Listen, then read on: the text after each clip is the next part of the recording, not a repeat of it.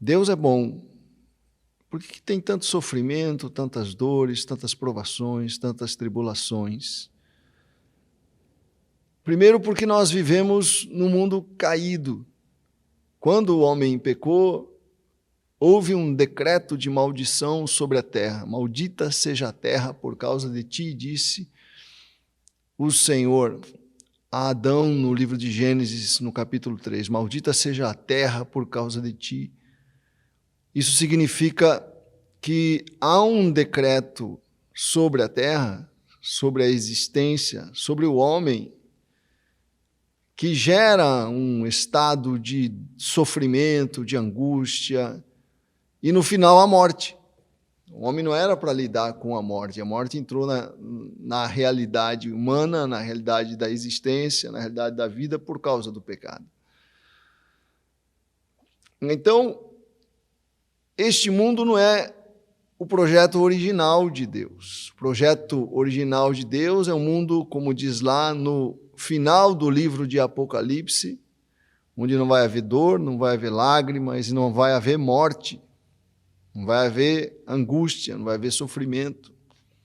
Esse é o projeto de Deus. Mas o homem, ao se rebelar contra Deus, o homem, de certa forma, subverteu, perverteu o projeto original de Deus, que está sendo reconstruído com Jesus a partir da redenção. Nós somos redimidos dessa realidade de maldição. A Bíblia diz que Jesus tomou a nossa maldição, isso está lá no livro de Gálatas, né? Ele se fez maldição por nós, para que nós sejamos redimidos dessa realidade de sofrimento. Mas por que mesmo sendo cristão, redimido, eu ainda enfrento as provações? É porque a redenção já se operou na cruz, mas ela ainda vai ser consumada completamente no último dia, quando Jesus voltar. A realidade do cristão ela é uma tensão entre agora já e o ainda não. Eu vou repetir isso, depois eu vou explicar. Nós vivemos uma realidade entre o agora já e o ainda não. Agora já, eu já estou redimido, mas eu ainda tenho que enfrentar a morte. Ainda não consumou-se plenamente a redenção. O Senhor Jesus já levou sobre si todas as nossas enfermidades. Agora já, eu posso experimentar isso, ser curado, mas ainda não, porque eu ainda fico doente. Timóteo tinha doença, Eliseu padeceu de doença. Nós vemos personagens bíblicos que enfrentaram enfermidades, o próprio apóstolo Paulo e tudo mais. Quer dizer, embora eu já experimente parte da realidade da redenção que o Senhor conquistou por nós contra a morte, isso só vai se consumar plenamente na eternidade, quando o Senhor voltar. Nós vivemos um período que eu experimento um pouco da glória de Deus, mas ainda tenho que lidar com a angústia, com a aflição, com a morte, com o sofrimento.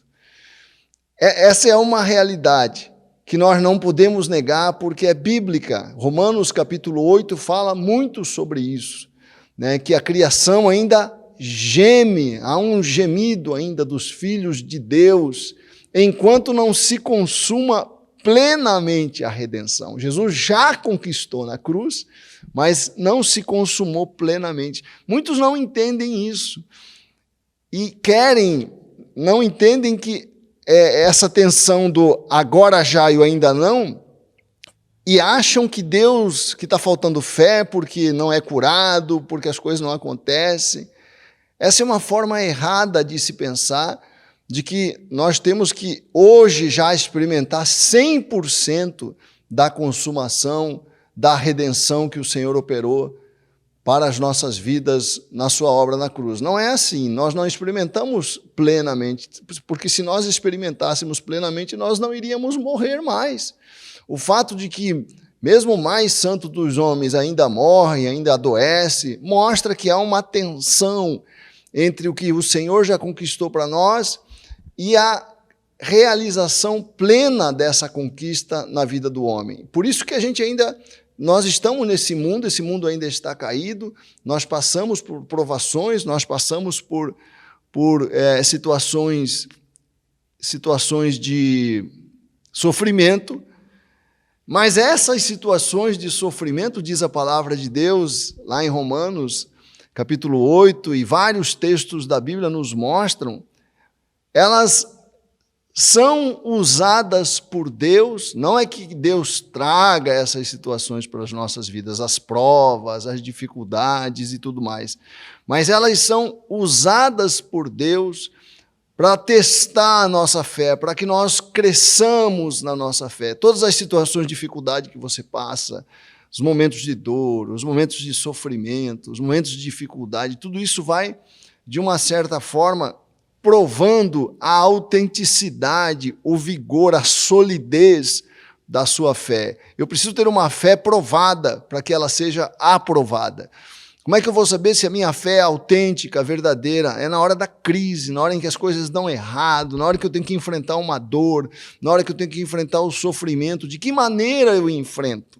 Isso prova a solidez, a substância, a veracidade da minha fé. É muito importante nós termos essa consciência, porque muitos cristãos, eles quando estão sofrendo, quando estão passando por momentos de dificuldade, quando estão passando por momentos de dor, muitos cristãos fraquejam porque interpretam isso como um abandono de Deus. Mas Deus não abandonou o cristão porque ele está sofrendo. Deus está ao lado, né, de cada um de nós nos momentos das nossas crises. E confiar nisso e nos mantermos firmes nesses momentos é que vai revelar para nós, para aquelas pessoas que nós influenciamos, nossos filhos, nossa família, nossos amigos, as pessoas que nós amamos, e para Deus, o quanto a nossa fé é verdadeira, autêntica. Porque sofrendo ou não, com doença ou não, eu estou ali firme, declarando a minha fé em Deus. Quer dizer, as provações acontecem por conta da natureza da vida.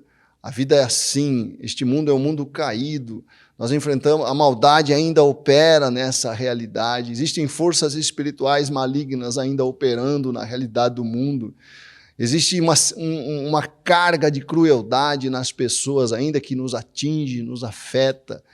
Tudo isso é real, mas eu posso enfrentar toda essa realidade com fé, com perseverança, não desistindo, não retrocedendo, mas prosseguindo. Aí, nesse caso, a provação, o sofrimento e a dor vão provar a minha fé e a reação que eu tiver vão demonstrar para mim, para o mundo, para as pessoas que eu amo, que a natureza da minha fé, a força da minha fé. Um grande pensamento que eu acho importante manter,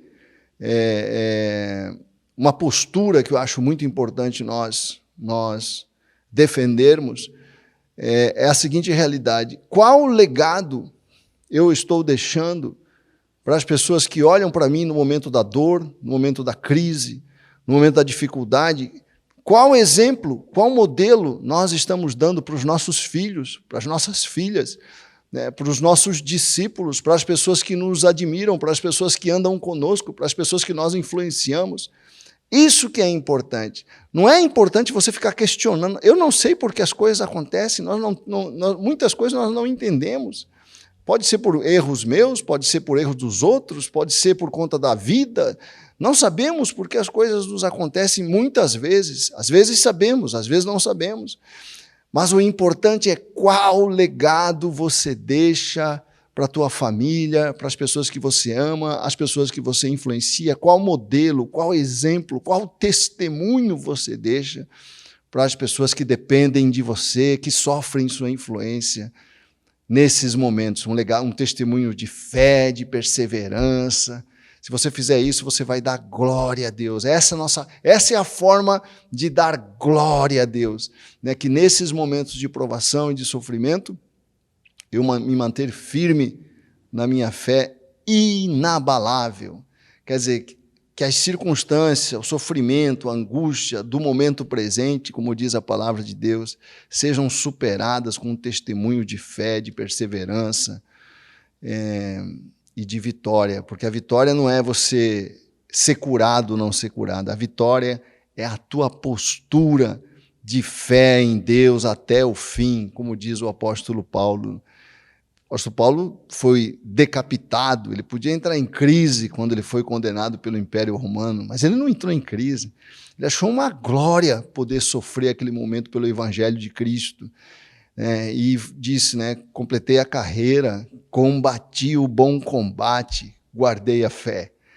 E é essa postura que nós temos que ter diante da provação que porventura nos sobrevenha no decorrer da vida. Pense e creia, não se esqueça que na semana seguinte permaneceremos, nós vamos abordar na semana seguinte o episódio da transfiguração, que está ali em Mateus 17, o episódio em que Jesus sofre uma transfiguração, aparecem Elias e Moisés, ali no Monte da Transfiguração. O que significa esse episódio bíblico?